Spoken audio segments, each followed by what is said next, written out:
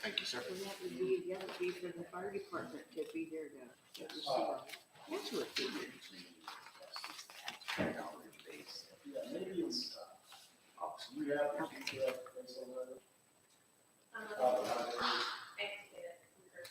It's in the office. All right, it's 8 o'clock. I'd like to call the Brimfield Township Board of Trustees regular meeting order for September 7th, 2022. Roll call for attendance, please. All those attendants, Mike? Yes. Nick? Yes. Sue? Yes. Have a full board. All right, please stand for the Pledge of Allegiance. I pledge allegiance to the flag of the United States of America and to the republic for which it stands, one nation, under God, indivisible, with liberty and justice for all. Pastor? Heavenly Father, we thank you so much for setting forth not only an example, but a command to do all things decently and in order. Lord, this meeting runs by an agenda, and it certainly helps, but Lord, sometimes we often fail to realize that order serves purpose. Lord, we're thankful for the Pledge of Allegiance, but it should remind us, Lord, that we live in a nation that gives us the freedoms to do what we do here today in this meeting. Lord, every part of this meeting has purpose and function. I pray, Lord, that we'd all see that that just means one thing, that we all need each other. So Lord, bless this meeting today. Help us to learn to appreciate each other, depend on each other, and just do what's best for this community. And we ask this in Jesus' name. Amen.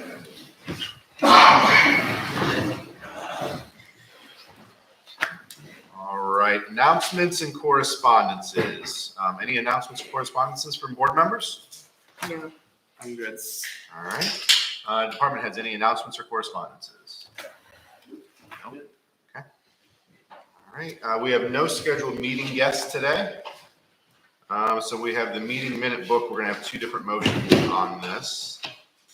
8:24 regular meeting and 9:1 special. Yeah, so I'll entertain a motion for the regular meeting on August 24th, 2022. I'll make that motion. Second. All those in favor, Mike? Yes. Nick?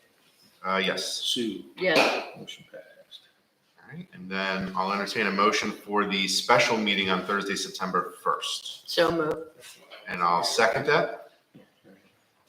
All those in favor, Mike? Abstain. Nick? Yes. Sue? Yes.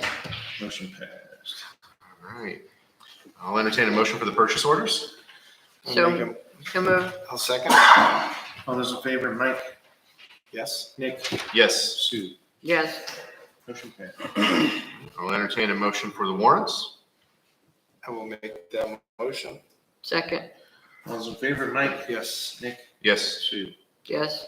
Motion passed. All right, we'll now move into the public comments section. That's the agenda. Changes to the Oh. agenda. Sorry, I did skip that, I'm sorry. Agenda, so I'll entertain a motion to accept the agenda. I'll make that motion. Second.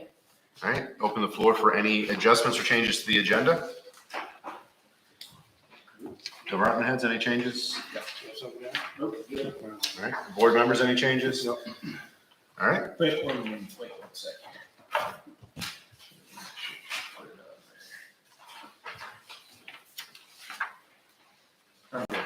I'm good. okay, roll call. All those in favor, Mike? Yes. Nick? Yes, Sue? Yes. Motion passed. now we'll open up the floor to public comments. We please ask that you state your name and address before addressing the board for the record and limit comments to 5 minutes. The floor is now open. Joe McKeeble, 11 Elmer Road, Ohio 44240. During the public hearing last night, I had mentioned that I forgot the letter from the neighbor across the street from the zoning change. I'll read that here. September 1st, 2022. Honorable board members, my wife and I live at 4528 Magaro Road in Brimfield, Ohio 44240. We do not want the neighborhood 4529 Magaro Road, west side zoning to change from OR to LI.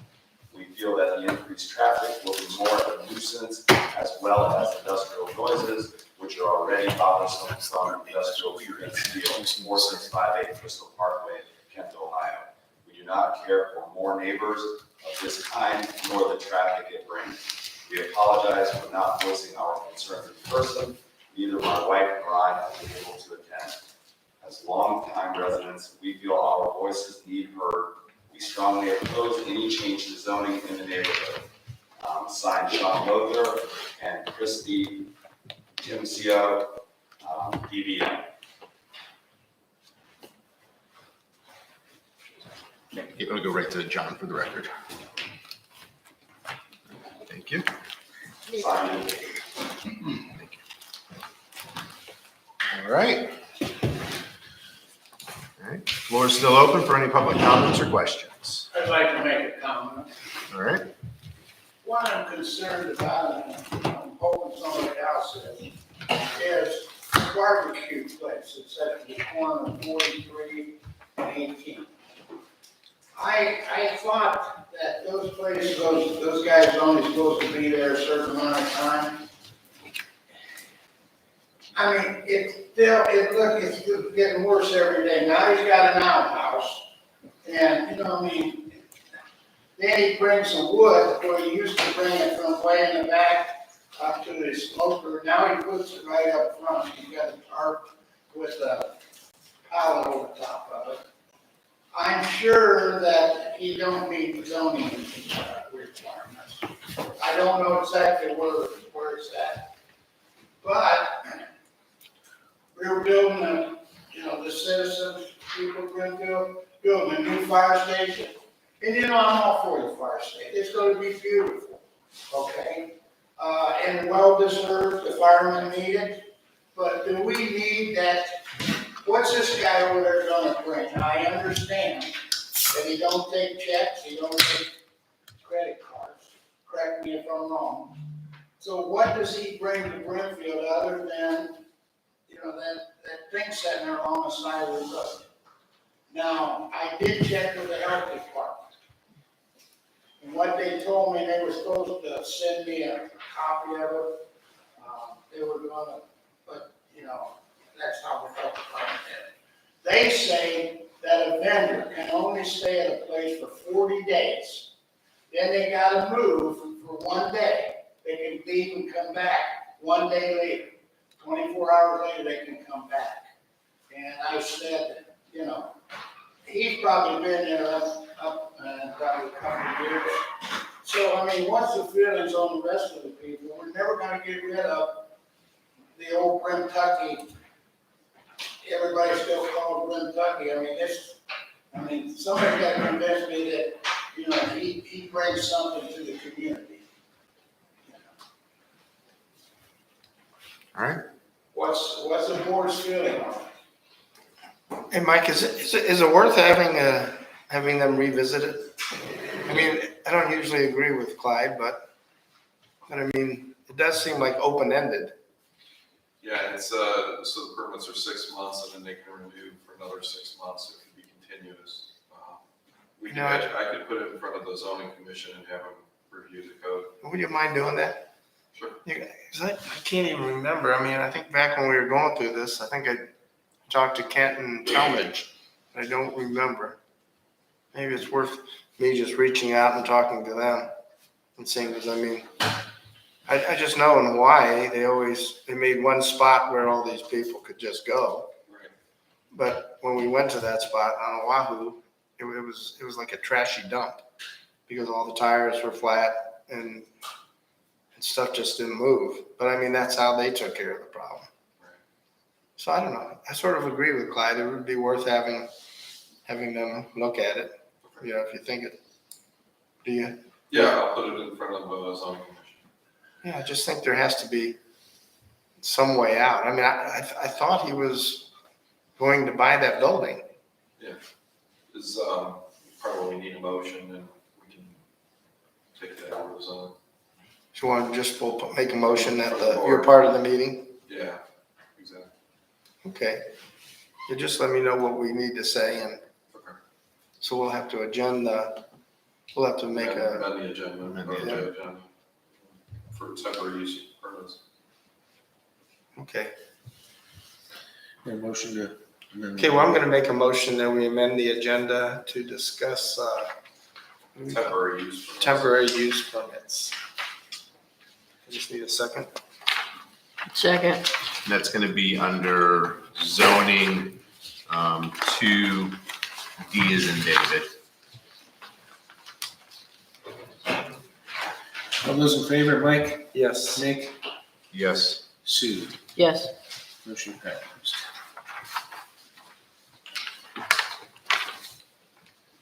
All right. The Thanks, floor- Clyde. The floor is still open for public comments. State your name and address for the record. Hi, Dave German, 1511 Countryside Drive, in Portage Commons. A few weeks ago, I spoke to Dave and John concerning our roads in Portage Commons. I've lived back there since 2005. The roads, I mean, they're pretty much gone right now. The spalling is horrible. I mean, I walk a lot, and at night, there's no streetlights or sidewalks, so, you know, it is kind of a safety concern. And I think this winter, when the snow plows hit this thing, it's gonna be, you know, it's gonna be a lot hit for it. So, I did send some photos over to Dave. I just wanted to present them to the township too. So, whatever these over here too. I'll drive over there after the. Yeah, I mean, it's just, there's a number of neighbors that are very concerned. And I also had a question, on the cost. And this would be, Dave can maybe answer this. What's about a mile of paved highway running these days for something like an allotment like ours? Well, it all varies on what that's. Right. With the base, pulled up repairs and all that stuff. Right, The average is about $250 per mile. per month. Okay. What would you estimate ours at? Well, I have to go through Yeah. distance and stuff. Okay, Right now, another allotment we're working on now, it's just under a mile, and it's, well, it has curving, but I've heard that's. Right. And that job costs about $240. So it varies on the full depth repairs, or they have a few full depth repairs and that stuff, which we're doing that on the work. yeah. That's, like I mentioned to you when we did talk, we'll evaluate everything.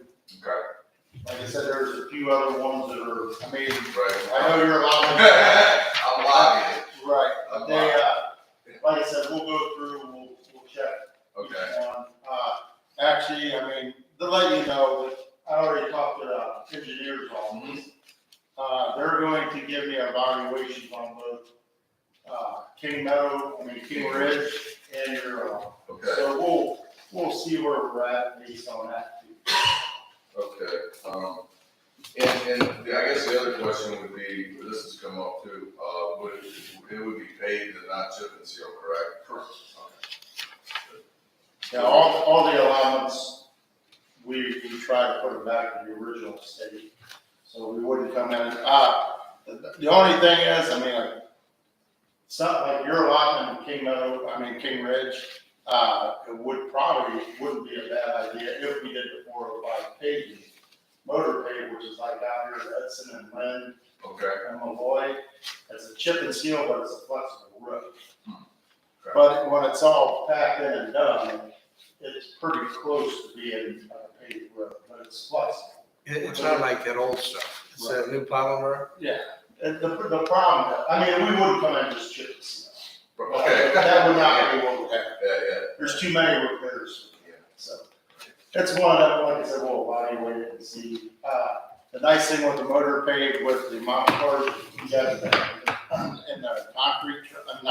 garbage trucks, it would be a good fit, but Yeah, I know a lot of people wouldn't like to have it. It's considered a chip and seal road.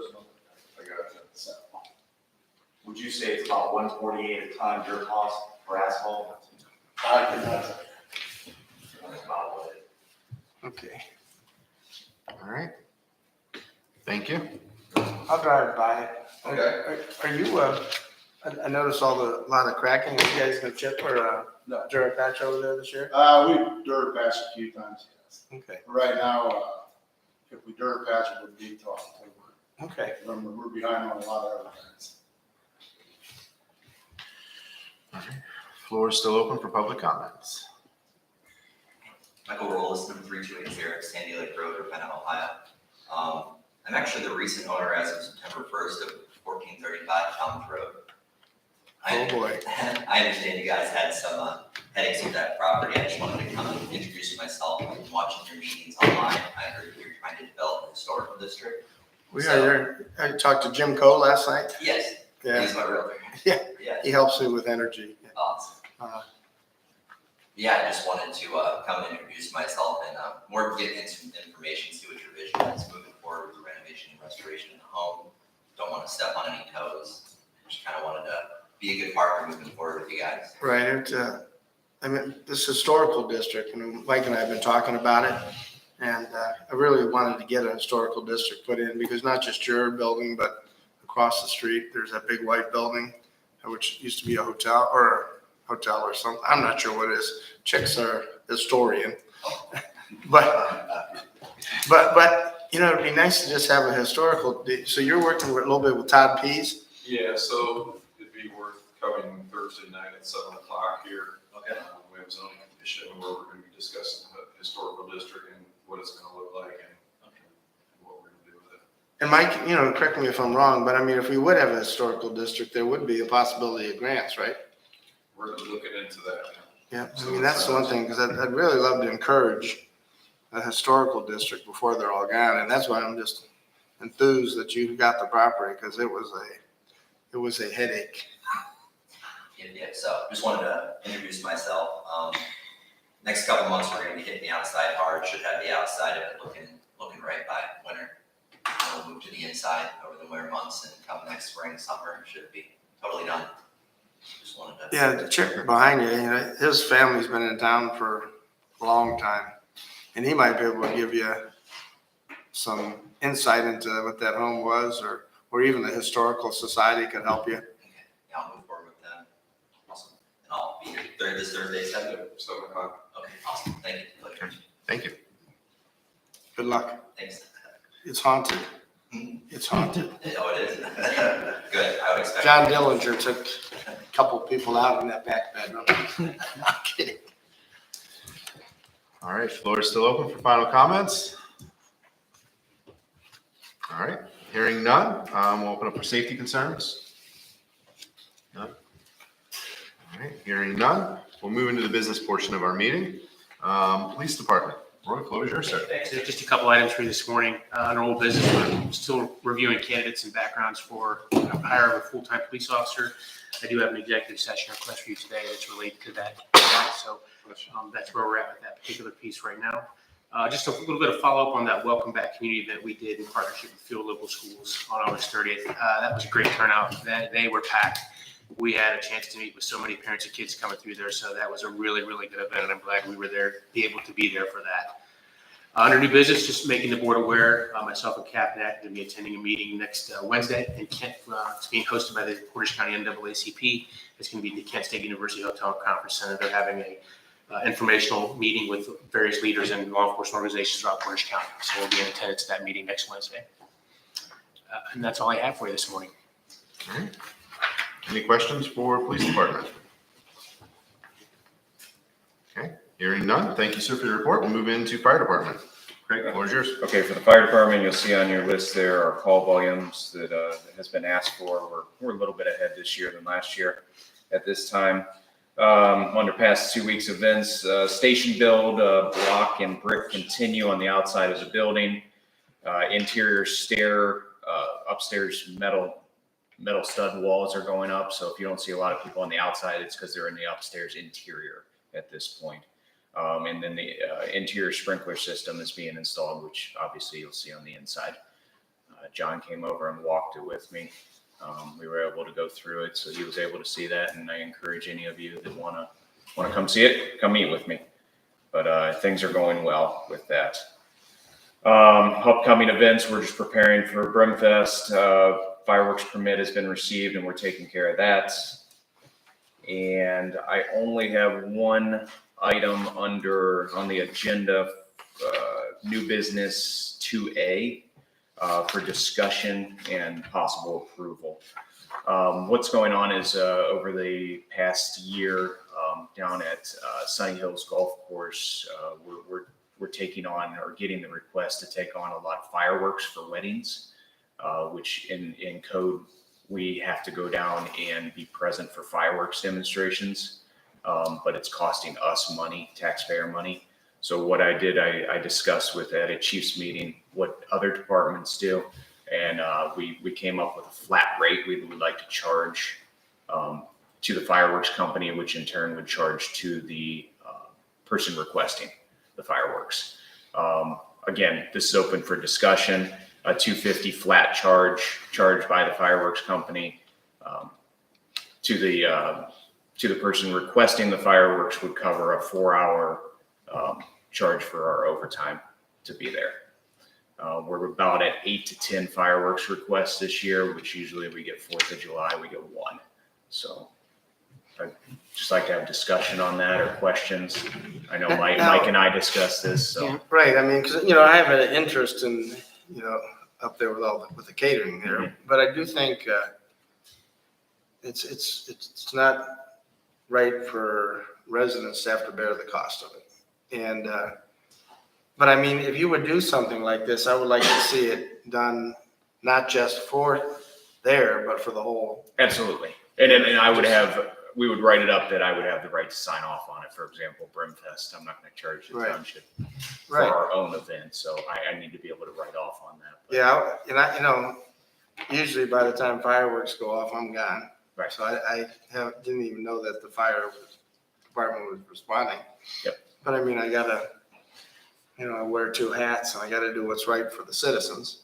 Right, and typically we would just handle it, like I said, 1 or 2, we would get that, but now we're at about 8 to 10 already this year requests, and Yeah, I mean, it's costing us overtime. I truly understand. I would like to make that motion for discussion.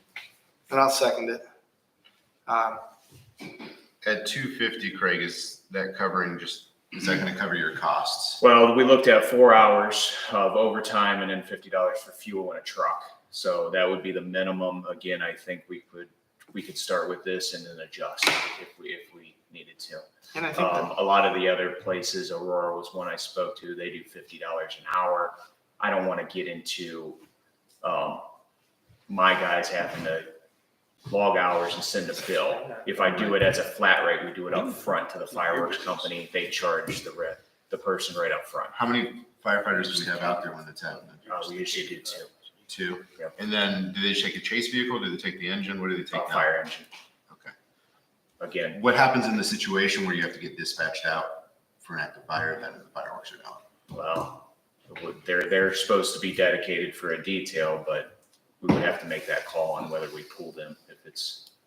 The honest answer is if there's a house fire on, they have to come to the house fire. So again, this would be a flat charge up front, whether we're there or not, with the idea that we're there. Well, that would be the callback charge anyway, at $50. What's that? Your $50 an hour would have covered the overtime. I don't want to do an hourly rate. No, I know, but what I'm saying, you're $50. Oh, yeah. So if you had to call someone in on backup, you've got the fees out there. Yep. And they're typically there for 2 hours. It's about 4 hours with setup. That's why I said $50 an hour. We're probably light on this, but I can adjust. Or if the board wants to adjust now, we could.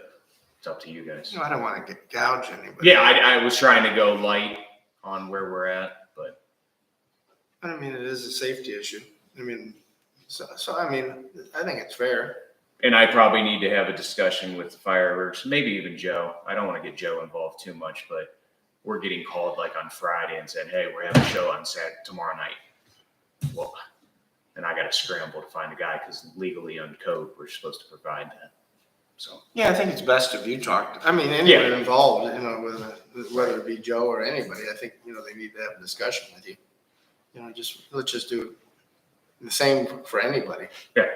Are you gonna draft some language then? Yeah, again, we can either approve this and then I'll draft it, or I can draft something, then bring it back for approval. Why don't you put it together and bring it back? Okay, I just wanted to have the discussion now.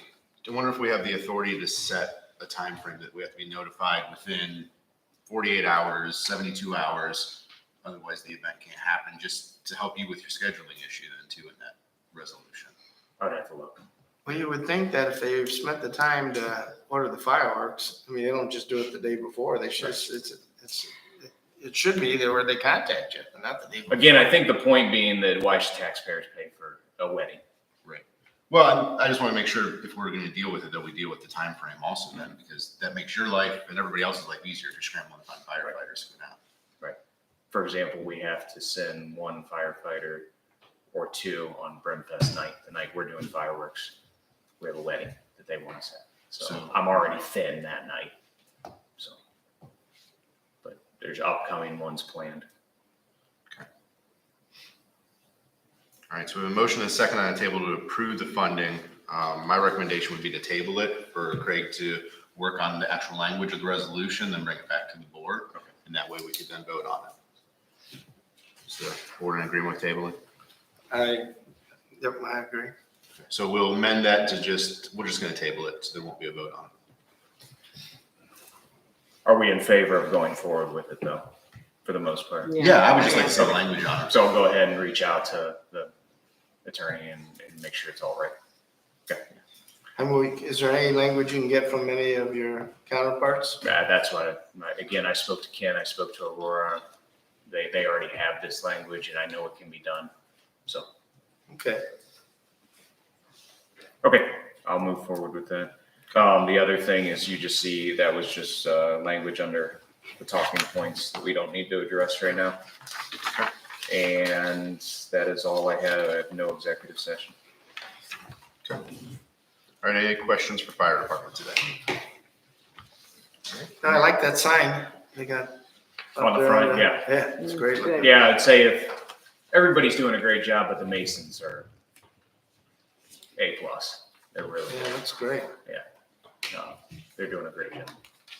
Did they come up with a resolution yet on those outstanding recs, the work? So I had a meeting with USDA yesterday and the architect gave me the explanation that we're almost there. Okay. So. Because I just saw that you were talking about. He said the dollar amount is significantly less. Okay. But I don't have something in front of me still. Because I thought, well, just because in your report you're talking about the sprinkler systems were going up, so I didn't know if they resolved the sprinkler system issue. No, it still sits. Again, I have the same fight. They say you need to bring sprinklers through the attic. And I said, I don't have an attic. Well, you need to bring the sprinklers through the attic. I said, I don't have it. So I'm fighting with the county. You need to come look. It's an open span base. There is no attic. So I'm still fighting that fight. Okay. County. Any other questions? Hearing none, there's nothing under administration, so we'll move right into zoning and economic development. Mike, floor is yours, sir. Thanks, Mike. On August 11th, 2022, zoning commission voted to have the OR changed to LI in the west side of Mogador. A public hearing was held on September 6th, 2022 at the trustee level. The trustees' consideration was needed for this proposal. This was the public hearing last night, and that would be going from OR to LI, and we have a application for that.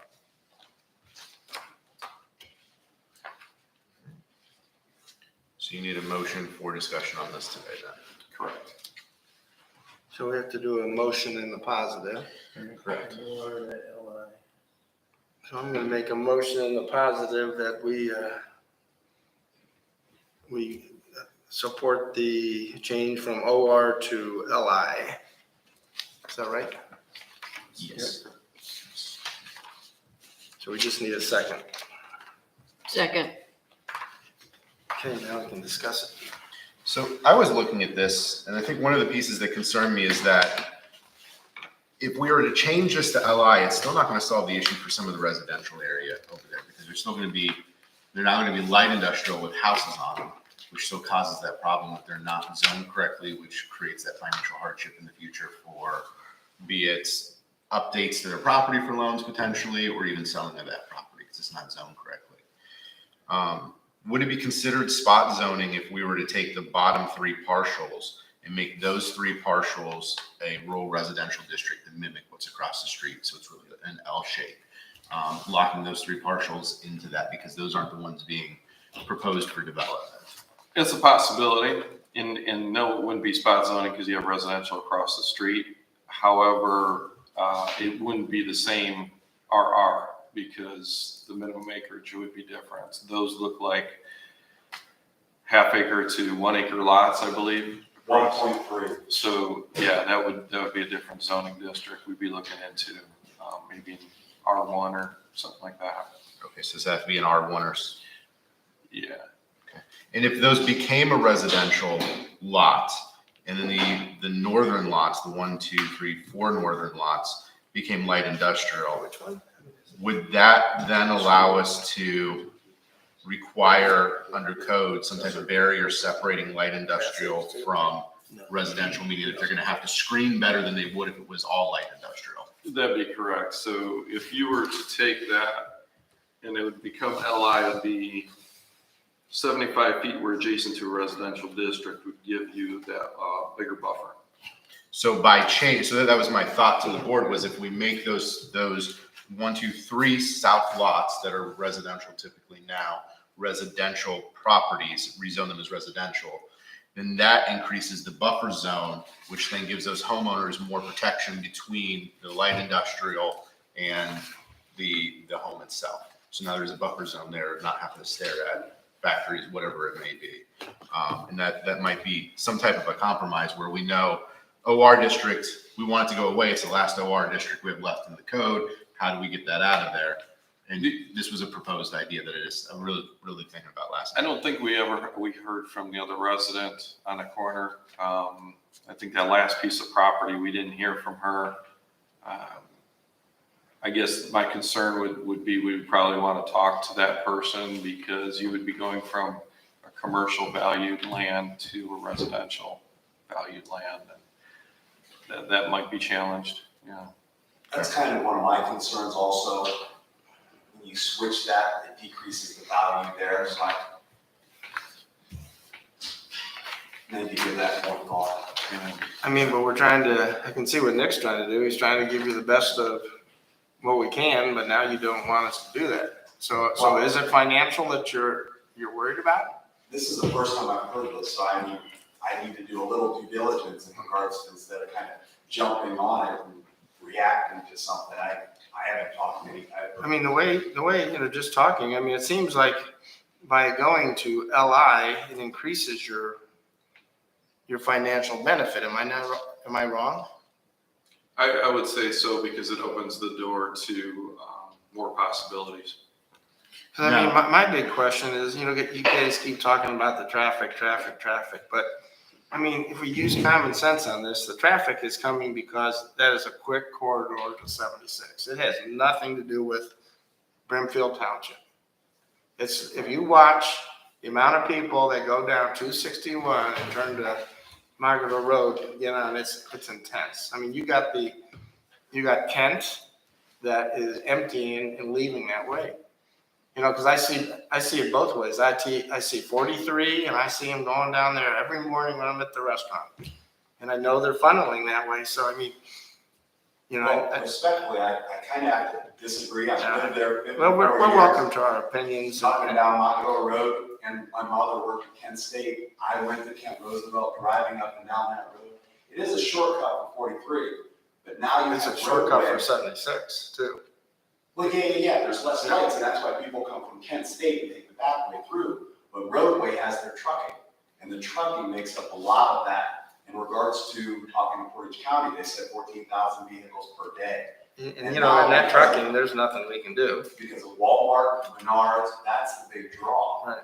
Say, for example, from Kent, when you need lumber. Oh, I agree with you're you gonna go there. to Streetsboro, or I you're gonna agree. come here, Walmart, Lowe's, and get it that way. Yeah, I agree with you on that, so. That's what I've been there a long time. Right. Long time resident, been in Kent and Brimfield. And the traffic is just, it's horrible. It's It's just, gotten so yeah. much worse. But I mean, that was just kind of thrown at me in regards to that option. Right. I would think that I would at least need a little time to think about it, because I would rather it stay OR. And I've kind of reiterated that all the way through. I think that's Mike, the best situation. if it goes light industrial, what is the requirement for that buffer zone between the two properties if it's all light industrial? Does that change to a much smaller buffer zone? It's not that parcel there. So the rear depth is 25 foot, front is 50, There's only 3 there. side is 12 feet. Maybe that's. So between the two property lines, it goes from 75 foot to 12 foot buffer zone? Mhm. Yes. I don't know who this one. This is. Even though it's a resident on it, it's because it's listed as light industrial. That's What we have here. Let me just double check the code, because this is coming from regional. We just make sure that they I gotta get Mike to clarify this. have the right one. Nick, now this you're saying is part of the parcel? So I'm saying. Okay, so- 1, 2, 3 parcels. This person owns these two, and then Jim lives here. I thought Jim said he lives here. So it would be, Where do you so live? if you're going from, North side, Now, where do you live? is this the north side? Mhm. Okay, so the first 4 are owned by Bruce Bowers. This is. There's only 3 there, that's what I'm There's saying. actually 4. This is a back lot right there. 1, 2, 3, 4. Okay, And so then- those, okay. And that's my first one with the LI in it. That second one there is the neighbors more south towards Portage. And then that's there. They have kind of like an L-shaped property. So that's their property, that's my property.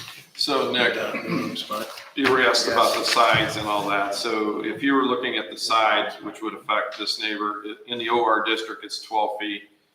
If you're switching it to light industrial, it goes to 25 feet. So you get more of a buffer. Yes. So OR to OR is 12 foot. LI to LI is 25 foot.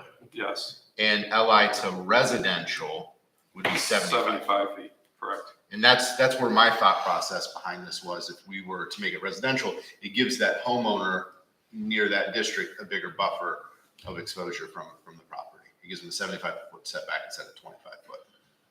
But now if that neighbor comes that's just buying all that property right now and offers Jim McKee $3 million for his property, you can't buy it because it's residential. I would say if you were to consider that, I would say, and if you guys are all in agreement with Nick, that's fine. I would just send it back to zoning commission for consideration. That way they could give it to regional, then they could do their homework and then come back to the board. But see, that still doesn't solve the problem, because there's other people besides Jim that have already said they don't want OR across or LI across the thing, Correct. because they're worried about commercial. So, Correct. but I mean, they're already commercial.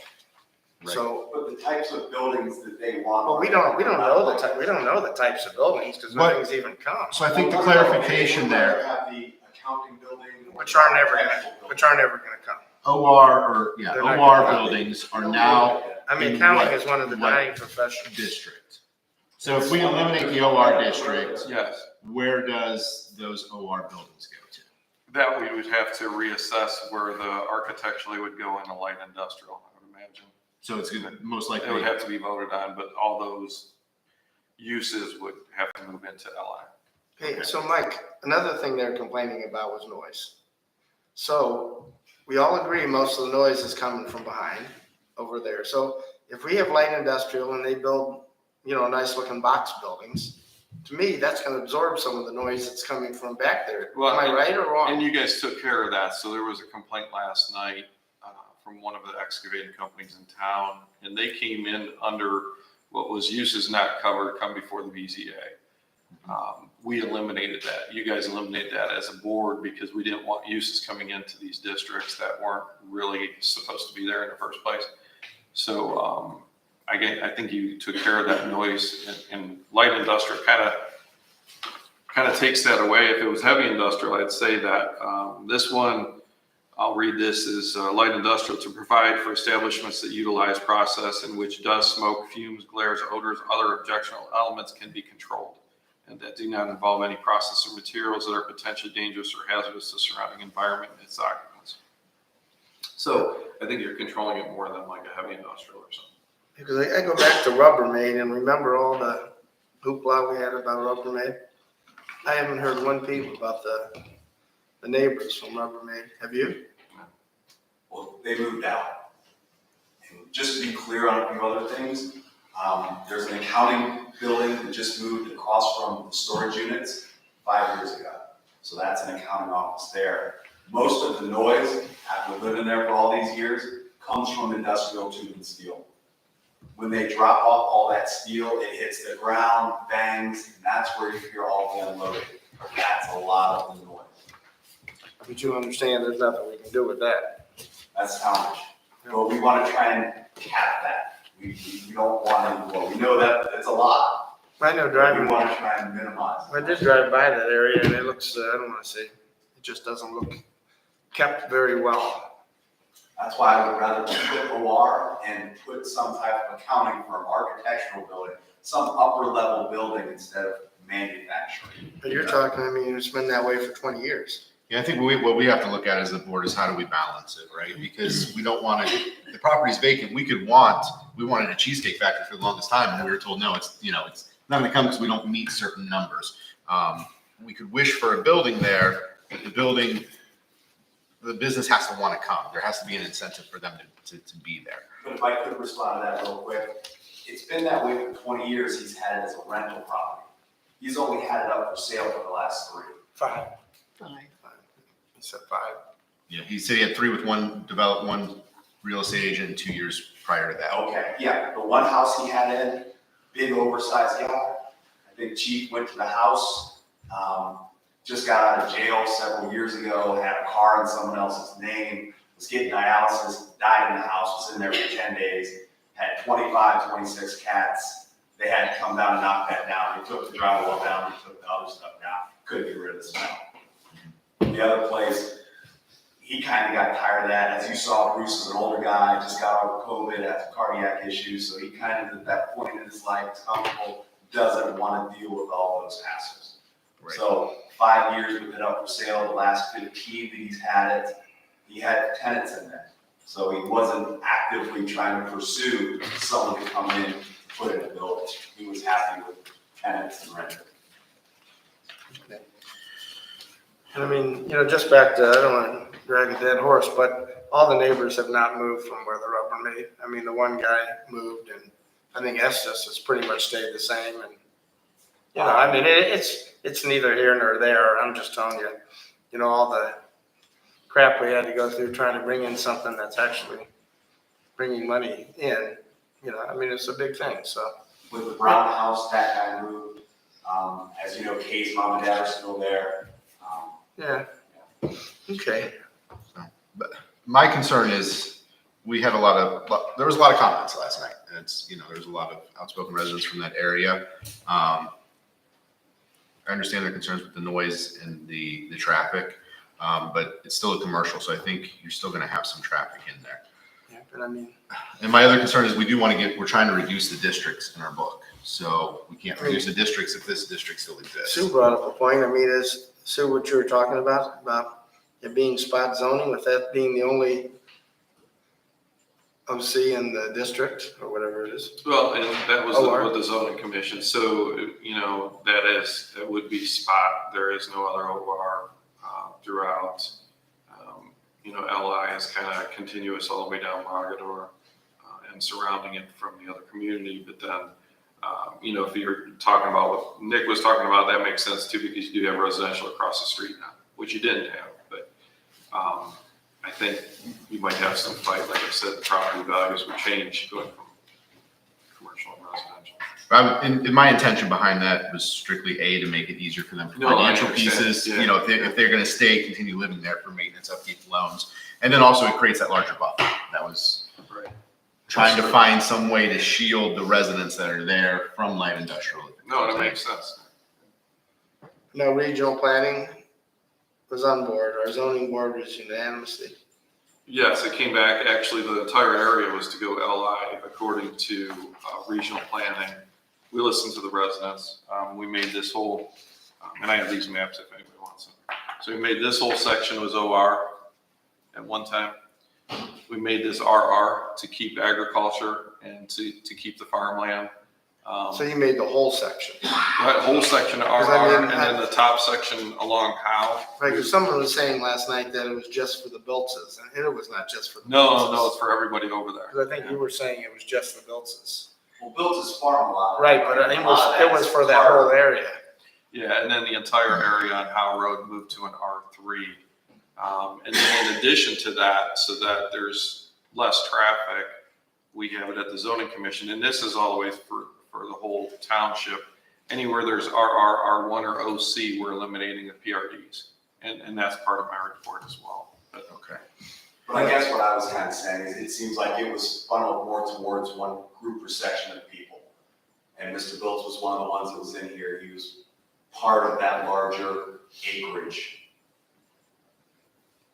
I'm really glad you guys did that.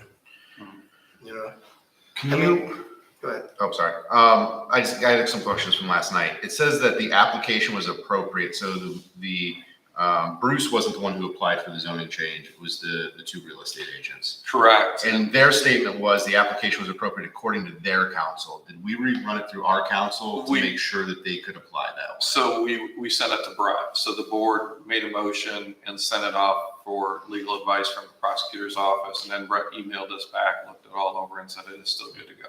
Okay. I wanted to clarify that because when they just said their council, that's fine, but I'd rather our council. It was our prosecutor. Okay.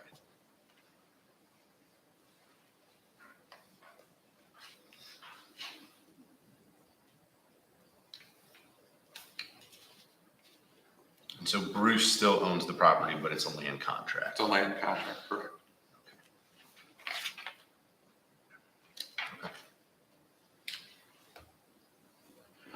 Well, do we want to? I just, Mike, I know this is just an offshoot of this.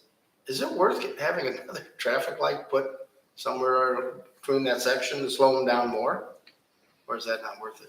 I mean, just your thoughts. I mean, that's something that the county would have to, it's got to be warranted, obviously. That's something we could There's talk not to a Mike lot of- Collins about. Is there a lot of wrecks out there, Roy? No? I mean, because that seems to be Well, I was just thinking that a lot of that traffic was because of the construction that was going on 18, the widening That's of a the good road point. and That's a good point. and then I found out that the big bottleneck of all those cars coming in, it's not people coming in there to shop. It's people that are going to work or coming home from work. So I stay out of there during the time that these guys are going to work and coming home from work. The traffic has been a mess down there through construction. But I can go through there at 11 o'clock or 1 o'clock and it's just smooth sailing all the way through. Yeah. I was looking at this, the white part of this map that surrounds this whole area of the L1 that we're talking about, that's all Talmadge. That's all Crystal Parkway, Progress Boulevard. And it's all those little industrial buildings that has built up over the years, but that's all in Talmadge. So if your backyard goes right into to all of that industrial thing, And I'm just saying, you know, have those people adjusted to the noise that's coming from Talmadge? It's not Brimfield people that's creating all that noise in this little thing, this little section here of LI. I was thinking about that, but also, I was also thinking that in our land bank plan for 2050, that we spent 5 years getting together and getting people's surveys and getting what the people of Brimfield wanted. Then this OR that we had, this is the only one that's left, is this little blue spot here. So why, to me, that's spot zoning, and you can't do spot zoning. That's my opinion. Just to kind of let you know, Yeah. on traffic, between 7 and 9, it's really bad. Hey, we're not, this is not public comments. I mean, I hate to Oh, I'm cut you sorry. I off. was just- I live on This is that just road. the board talking. I guess I was just telling you what the traffic. Right, actually right. is. I'm pretty much aware of that. And I'm asking Chick, because Chick was here back when Talmadge took over. Was there any consideration for the residents back then when they moved in? No, none at all. I mean, did we get a lot of complaints when they started building up all those buildings? Do you remember? Not a lot, no. So, I mean, the only thing, thanks, Chick, because I know you were a part, you know, back then when that all took place. I mean, The only complaints we had is rubber. Rubbermaid, right, yeah. Rubbermaid. And we were both there, yep. Before that, it wasn't anything said. Right. So I mean, I guess our zoning board is pretty much a separate entity of us. Right. So basically, they're telling us what they want, so now they're dumping it in our lap. But I mean, I think, we know we have great people on zoning. If this is their recommendation, I mean, it's their recommendation. I am by no means a zoning guru, and that's why we have Mike. With this process that we're going through here, would it have not been better served to go into the BZA from the very beginning, since that's quasi civil court and all that, to get a conditional permit or a variance or whatever for that? Could they have just gone to the BCA and let them handle it? No, the issue is so it could have, years ago, that's the correct procedure. But now that the use is not covered, come before the BZA, they can't get a conditional use. Oh, It has okay. to be 'Cause that specific years for the ago, zoning they- district okay. now, so. Okay, thank you, Opening it up- Fran. Yeah, opening it up to LI gives them options to sell the property where Okay. the OR hasn't came to fruition in the past 20 years. So the other landowner is gonna give them a better chance of selling the property. Yes, that's what. So I would, and this is just my opinion, I'd like to see it go back to the zoning commission for discussion on residential and light industrial split so that they can hold public hearings on it, get resident feedback on that option, and then kick it back to us up with the final recommendation of, is it gonna be all LI or do we want to split it? Okay. That's my recommendation, but we are a board, so that was my thought process. That way. How long does this all take if we do what? But then I mean, he's already said that he doesn't want it to go residential because that lowers his property value. I mean, do you want to see it go that way? I guess I spent time to do my due diligence and kind of speak with someone and see what that situation would mean to me. In my This is opinion, the first I've heard of. in my opinion, the OR district has to go. So if the OR district goes, that's why I'm just looking for an alternative to it, right? And this So gives then- us that option for the So then for what the if, populace to speak on. what if the other guy wants to include his in the, getting rid of the OR and taking the LI, then they're gonna have one piece of property that's residential. Right, well, I think that's where we need to have that public comment and get recommendations back from the zoning commission on what they think. Mike, what do you think? I mean, yeah, you could certainly send it back. That was discussed. There was some options on the table. We had this whole area going back to residential, and it was an option at the zoning commission level where we had public comments on it. Jim, I think you were there, where they had 3 scenarios of different maps from regional planning, which they discussed going to. I believe that was an R3 as well, and shown as an R3 for a little while. But then the zoning commission decided that the future land use map and what was decided from all the residents on a comprehensive land use plan would supersede that, and they wanted to stick with the comp plan, which is LI. Now, how much would this slow everything down? I mean, it goes back to basically the beginning, because you're gonna go to zoning commission, they send it off to regional planning votes on it, and then you hold public hearings at the zoning commission level. And then they vote on it, comes back here, you have another public hearing, and then vote on it again. You said regional planning was fully behind this, right? Correct. They thought the entire area should be LI, but then the zoning commission changed it to appease the residents, and they listened to the residents, which was good. Well, if we have this addressed in our land use plan going into 2050, I would go with the land use plan that we spent 5 years working on, which addresses the issues of what the residents want. Am I able to speak, or? Up to you. We typically try not to have public comments during the business section. Okay, I was just asked to come up and point things out, and, specific questions, my name mentioned. Right. Yeah. I was just trying to explain to Mike where you were on the map there, which we had. We typically don't open up business section to public comments. Is there other comments from the board? John, any feedback? I no, I have no comment. We have a motion on the floor. Motion and a second. Are there any amendments that are proposed for that?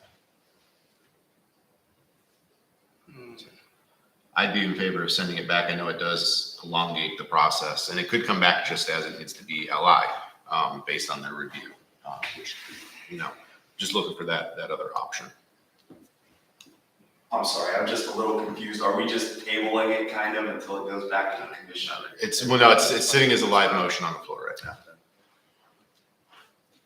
So is there? Well, I mean, we got a motion on the floor. I think we might as well vote on it. And it's gonna take months. We're going back to ground zero. I mean, everyone's telling us this is what to do. So now we're second judging our zoning board. I mean, having one residential property there, I think is absurd.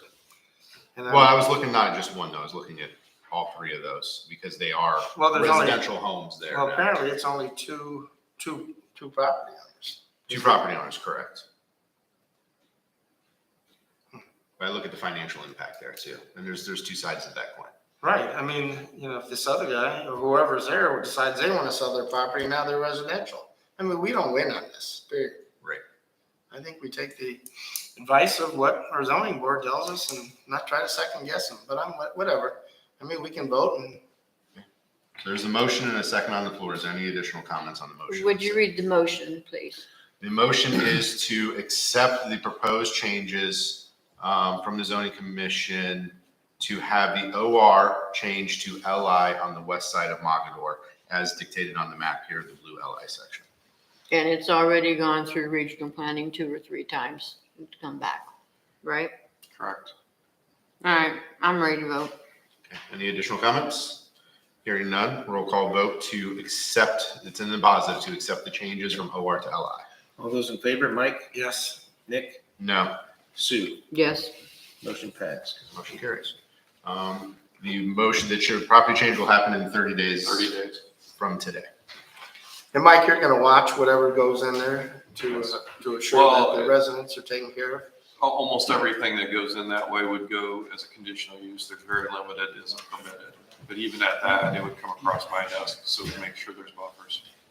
Right, so as long as they have buffers, because I mean, in the long run, I mean, I don't care what anybody says, when they wanna sell it, they're gonna wanna be able to make some money. Well, and the BZA needs to put conditions. If there's something coming in there, we're gonna have to restrict ours. They have to know that even though it's zoned LI, that there's residents in the area. So, Right, and just so they'll be concerned with the noise, if there is a noise impact, or, right, I mean, we can't just leave them out there, we gotta. right. It's gonna be very limited. Should be wholly enclosed building now. So. Okay.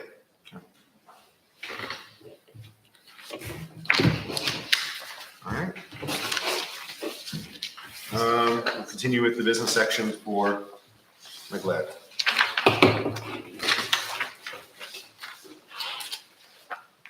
Okay.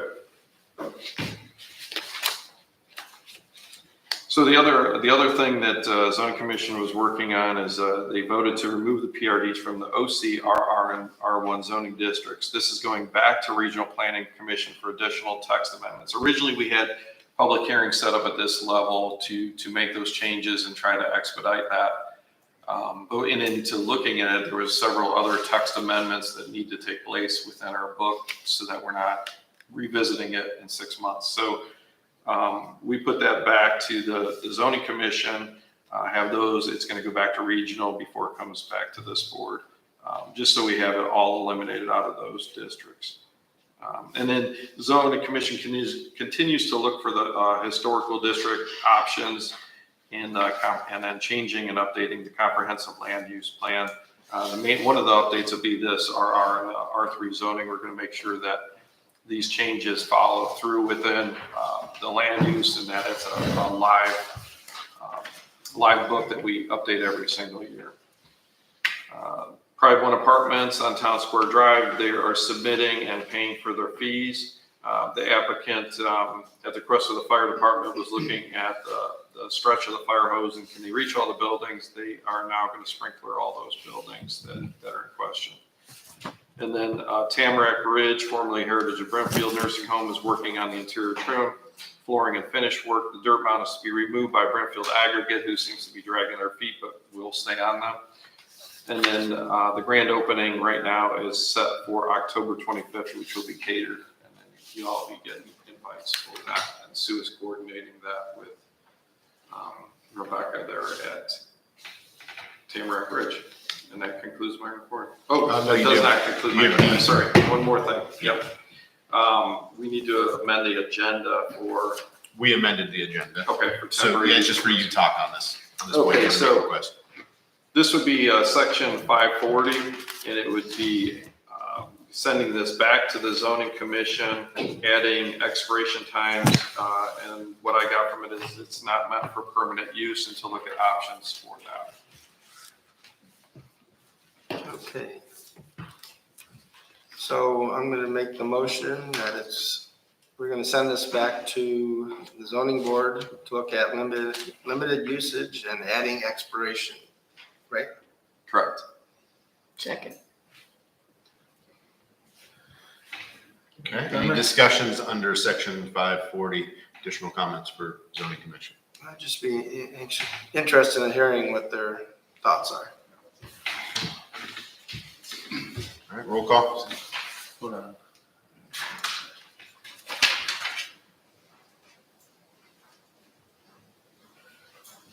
Which code are we? 540? It'd be section 540, temporary use permits. All those in favor, Mike, Yes. Nick, No. Sue? Yes. Motion passed. All right, any questions or comments for zoning? Yes. Actually, We're still in business, so we open up the public when we go to the order at the very end. gotcha. All right, any questions from the board or department heads for zoning? All right, hearing none, we'll move into road department. All right. I just want to let the board know that so far we've done 4.5 of 9 miles of crack sealing, which in linear miles equals 9.18 for both sides of the road. There's still about 3 more roads I want to try to get crack sealed before the end of the season. The Sunnybrook Road project, where we have more pipe in, we're setting a catch basin today.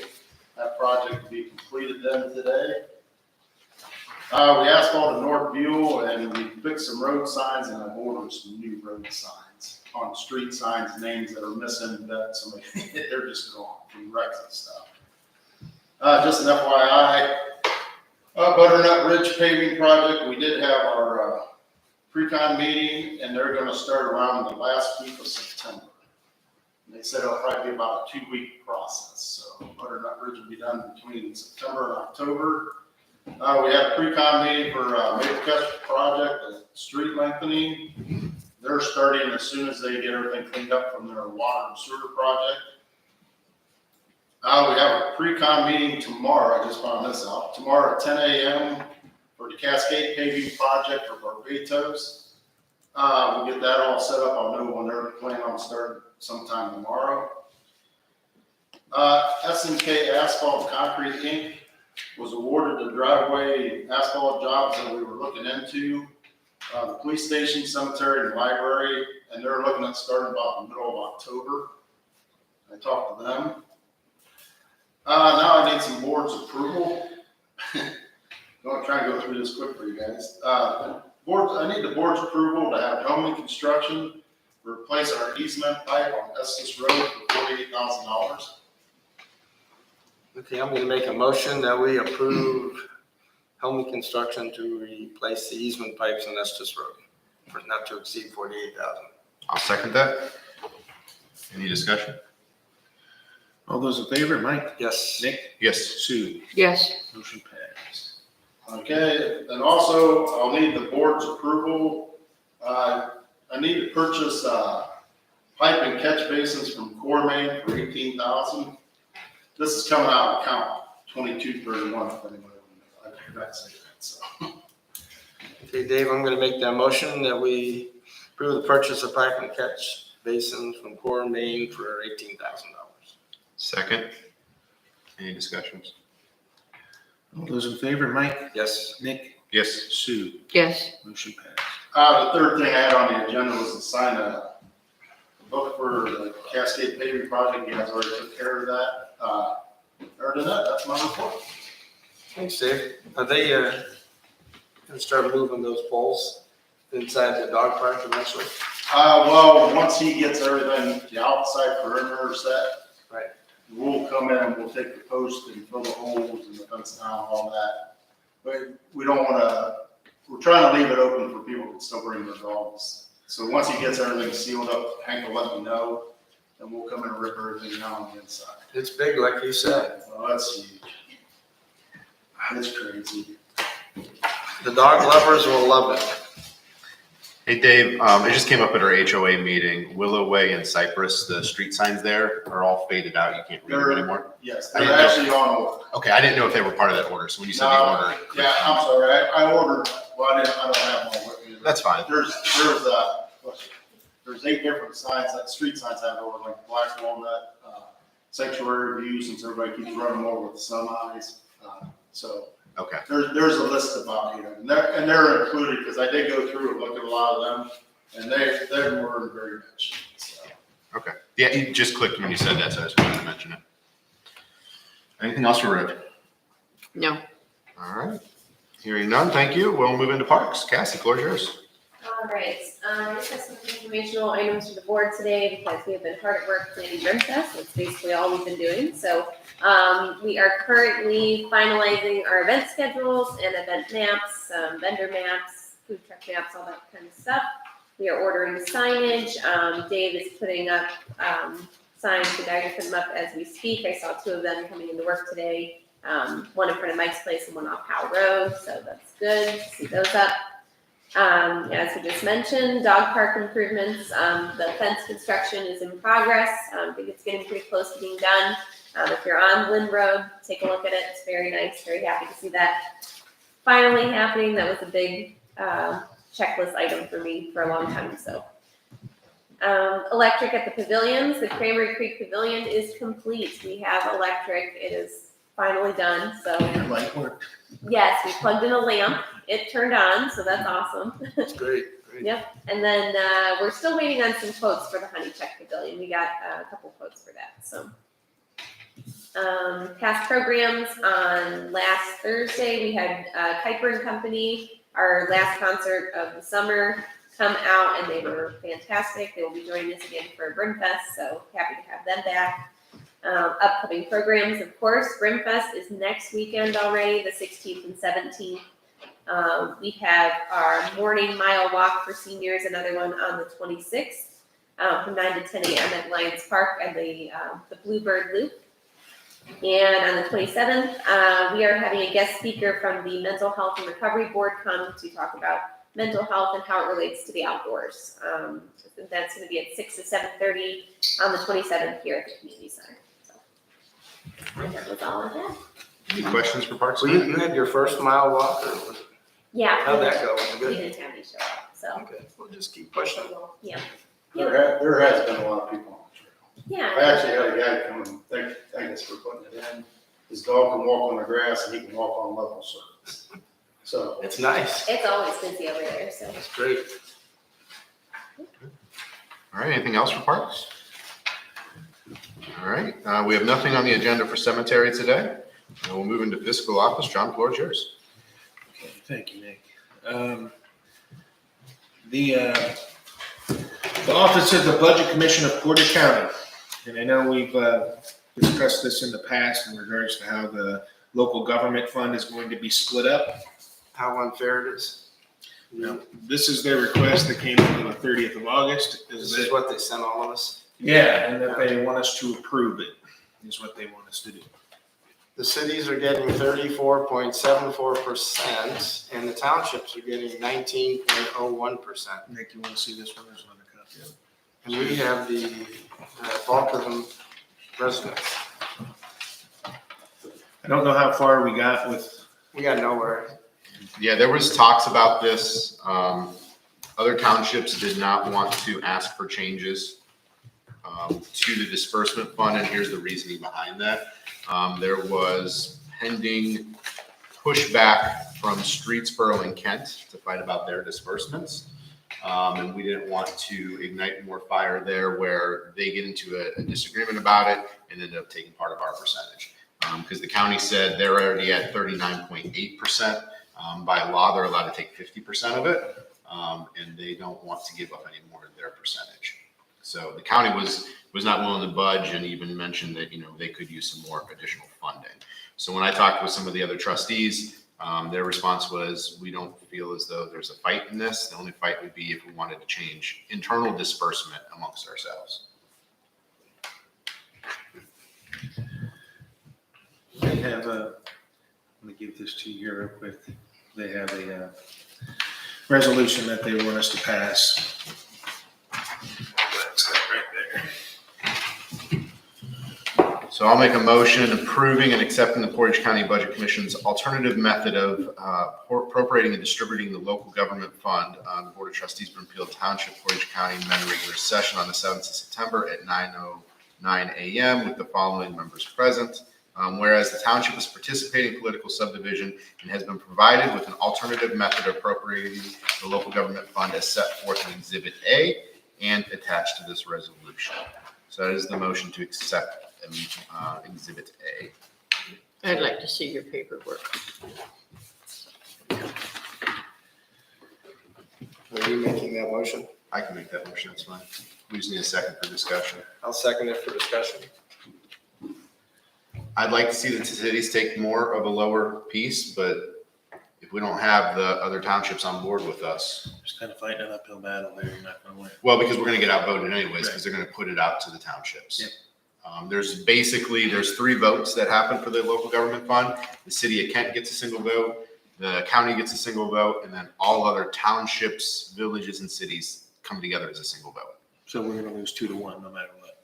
Yeah, well, we need the state reps to start working on this. They need to change it because this is a piece for us, and yeah, it hurts not to get the full LGF. We're finding that the state legislators are doing things like Coronavirus Relief Act funds, that instead of coming up with a fair disbursement model, they said just disperse it according to the LGF, which means then not only do we take a financial hit on the LGF, but we hit it on other disbursement models that have But happened. I think some state reps need to stop taking so many pictures and start doing some action now in Columbus. Right. Well, and we have a new state rep in our area too. So It's crazy. yeah, the redistricting map means who was our state rep is no longer going to be our state rep, and it's a toss up right now. You guys ready to vote? I'm ready. Sue, you ready to vote? Yeah, All those in favor? Mike? Yes. Nick? Yes. Sue? yes. Motion passed. That's all I have. All right. We do have an executive session. Need that sheet back, please. Yes, it's coming down. You need to sign it? I don't know, do we need to sign it, John? Yeah, no, because it's going to be in the In the book. bill. Okay, that's what I thought. We do have an executive session, but before we go into that, just for fairness to our residents that don't want to stick around till the end, we will open up the floor for the good of Brimfield Township. Once again, we ask that you state your name and address before addressing the board and limit your remarks to a period of 3 minutes for the subject before the board. The floor is open for good of the order. Just in regards to what you had mentioned, it's kind of offensive to me when you said that there's some good people on that commission. And I mentioned to you what Ron Jones said to me as a 16-year-old kid using that N-word. And if you support, I guess my question is, if you support him, say he's a good person, are you supporting racism? Is that what you're saying? Don't even do that. That's what you said. Don't sir. even, I'm not even addressing that. That's what you said. And I guess my follow-up question to that is, what are you gonna do about that? I brought it to your attention, and what are you guys gonna do about that? And you were 16 years old at that time? Yes, How old I are was. you now? I'm 52. Okay. Racism doesn't go away. And it's systemic in Brimfield. I have a biracial daughter, and, don't even start calling those race cards on me. I'm not calling race cards. You say there are good people on that commission. I said there's good people. There's more than one person on that commission. I did not name any names. I said there are good people.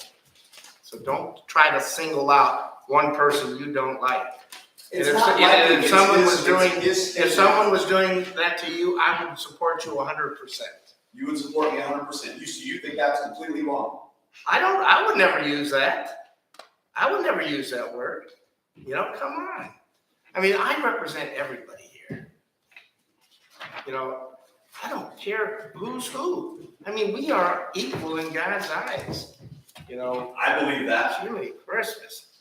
But if you're going to be I'm not going to support someone that's an idiot and that's going against other people. I mean, come on. So I guess that's also what I'm asking. I brought that to your attention. What are you guys going to do? I don't know. in regards to You just that? brought it to our attention yesterday. I don't know what to do. I guess I'd have to ask somebody. Because like I said, I was a 16-year-old kid. My dad you had are cancer, and you are a resident, and I've been a long-term resident. right. I mean, maybe you should have done something about it. At 16? No, but I mean, now you're bringing it up at 54. Maybe you need 52. 52. Maybe you need to go talk to someone. I don't know what to do. I have no suggestion. You got to give me more than 2 minutes to make a choice. I'll have to ask. They're on your Because commission. you're I guess basically- that's my main you point. are is that basically- anybody else that's a minority. You are comes in front of them, You it are could be an accusing issue. him. You are accusing somebody of something. So I mean, Yes. Roy, what do you think? Originally, I think, and I'll jump in here. I think I heard it. It's noted in my notes. It's red line for follow-up and review. That's a piece that I have to reach out to our council to say, listen, this is the concern that was brought forward. How do we move forward with it? And that's all we can do. And that's all we can do at this point. But you just brought it up last night. I'll show you my documents. I redlined and circled it Okay. as a piece of response. I have to reach out to council to say, hey, this was the concern that was brought forward. How do we proceed with this? Because That's we all don't I know need it to all, know. right? Yep, That's we don't all know it I all. need to know. I just want to know I have to go to the what you're expert. gonna do with it. You're saying you sent it to the legal. Yep. That's enough for me. Because if any other minority comes in front of that commission and he's heading that commission, there's a high probability that it's not going to be favorable to that minority. Yeah, so your concern, no, I noted your concern during your presentation last night. And the next step, because I don't know all the laws, none of us do, right? That's why we have professionals around us to help. And so that's where we kick it. I respect that. So somebody will have to probably reach out to you. They're going to have to take a statement somewhere along the line. Yeah, and I think step one is we've got to reach out to council and say, how do we proceed? And that's what we'll do. Because as you're a 16-year-old kid, your dad's dying of lung cancer, and you get in a lot of trouble because that car was damaged. Right. And what do? Right. And historically around here in Brimfield, that kind of stuff happens a lot more than you guys would imagine. And you kind of had to just tuck your tail and deal with it. Right. And then all of a sudden, this person was right in front of me. And then it kind of came back, and then I asked, hey, does he live over in this area? Yes. Does he have daughters? Yes. And that was exactly what it was. It's been taken under advisement, and that's our next step. I mean, that's the only thing I can tell you right now. I'm good with that. All right. Other things for the good of the And we will watch what's going on over there. I mean, as long as I'm on the board, I'll keep an eye. I mean, you'll just have to keep in contact with us. Because like I said, it just seemed I like just don't want- prejudice, the whole scenario with him stating, well, it was sent to legal, it came back, it was okay. Definitively, looking at the rest of the commission. And that's why I said that I believe it prejudiced the rest of the commission by what he said. Okay, thank you for your feedback, and like I said, we'll look into it. It's marked down. Any other comments? Hey, Craig. Yeah. One of these days, can I take a tour through the new fire station? I think. Yes, No, we need I'm to, not sure how it does with residents. yeah, because it's still an active construction site, so we'd have to get approval from Rycon to even have somebody on that site, because they don't. Just follow up. I'll ask the question. It's just from a safety standpoint, like, we don't want, because there's overhead work going on those sorts of things. Clyde, I'll take a tour with Craig and I'll take a video. And maybe I'll post it so. Clyde, I'll follow up with you. That's fine. The what? I'll follow up with him. All right, other comments? Because I had an issue with a guy coming on site in the dumpster area and they kicked him out, so I don't know how they do with just residents right Would now. I know that person? I don't think so. I didn't. Was he a little guy? I don't know. He kept taking stuff out of the dumpster. Oh, no, that's not that guy. He wouldn't take it. Okay. But he quit, and that was a resident too that I wasn't allowed. So I'll ask the question. I'll follow up. That's fine. I mean, I can live with that, and I can understand that. Let me answer it this way. I'd love to show you, but we got a lot of holes right now. And I'm not getting good on my feet, so. Right. Well, the stairs are really bad right now. You'd have a hard time even. Here in about a month, I'll have the interior paved or concreted, and that'll make it a lot It's easier. very nice. Yeah. I love the bell top. Are they gonna like that? That's the goal, to have that lit Will 24/7. that look nice? Yeah. Will it ring? What's that? Will the bell ring? It's set up to ring. I had a building code.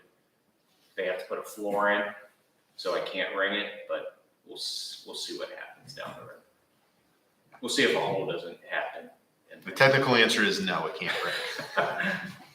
But it looks right. All right, thank you. And It does look good.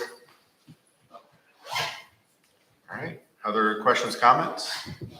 All right, if not, I'm gonna make a motion to move to convene to executive session pursuant to Ohio Revised Code Section 121.22G for the purposes of considering the following manners: employment, except as otherwise provided by law, no public body shall hold an executive session for the discipline of an elected official or conduct related to the performance of elected officials of business. If the public body holds an executive session pursuant to G1 of this section, the motion to vote and to hold that executive session shall state which one or more of the approved listed in Division G1 of this section are the purposes for which the executive session is being held, but not included in the name of the person being considered at the meeting.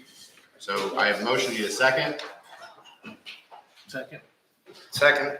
Roy, is it just board and fiscal? Anybody else? So it should be board and fiscal. All those in favor, Mike? Yes. Nick? Yes. Sue? Sue? Yes. Motion passed at 9:20. We're going to. Clyde, I'll try to get over there in the near future.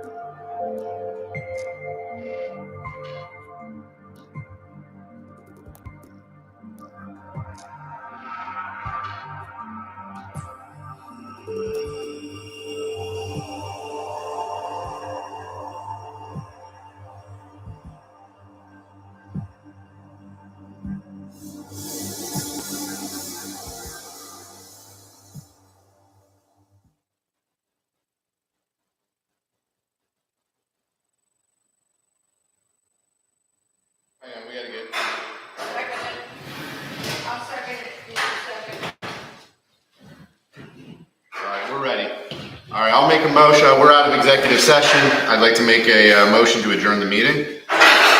Sue seconded. All those in favor, Mike, Yes. Nick, Yes. Sue. Yes. We're adjourned at 9:36.